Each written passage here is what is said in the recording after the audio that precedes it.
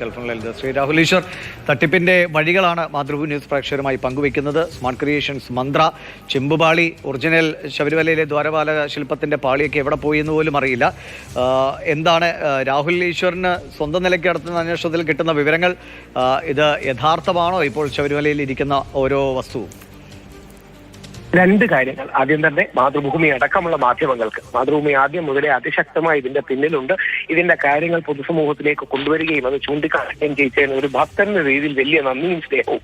രണ്ട്, in all probability ശബരിമലയിലുള്ള original സ്വർണം പതിച്ച ചെമ്പുപാളികൾ അവിടെ ഇല്ല, അത് കൊണ്ടുപോയി. ഇപ്പൊ വന്ന മൊഴികളിൽ നിന്ന് തന്നെ, ആ മൊഴികൾ പോലും സത്യമാണെന്ന് അറിയില്ല, ആ മൊഴികളിൽ നിന്ന് തന്നെ ഒറിജിനൽ പാളികൾ നഷ്ടമായി എന്ന് നമുക്ക് മനസ്സിലാകുന്നുണ്ട്.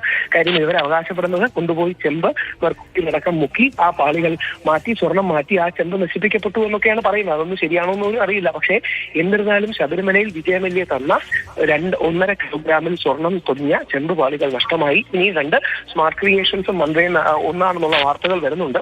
കൂടുതൽ അറിയേണ്ടതുണ്ട്. എന്തായാലും രണ്ട് കാര്യങ്ങളിൽ നമുക്ക് നല്ല ക്ലാരിറ്റി ഉണ്ട്. ശബരിമലയിൽ കൊള്ള നടന്നിരിക്കുന്നു. രണ്ട്, ഉണ്ണികൃഷ്ണൻ പോറ്റിയെ അറസ്റ്റ് ചെയ്ത് സ്മാർട്ട് ക്രിയേഷൻസിനെ ആദ്യം ആർക്ക് സംശയമില്ലായിരുന്നു. അപ്പോൾ സ്മാർട്ട് ക്രിയേഷൻസ് എന്നാലും സംശയത്തിലാണ്.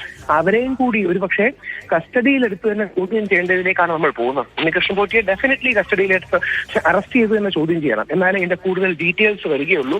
ഫ്രണ്ട്ലി ഇന്ററോഗേഷൻ വെച്ച് ഈ കാര്യങ്ങൾ അറിയില്ല.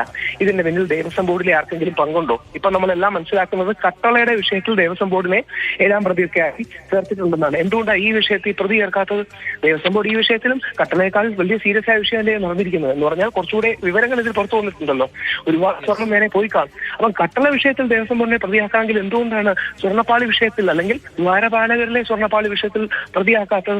കൊണ്ട് കൂടുതൽ കാര്യങ്ങൾ കാരണം വൻ ഗൂഢാലോചനയും വൻ കൊള്ളയുമാണ് നടന്നിരിക്കുന്നത്. അത് വെളിയിൽ വരണം.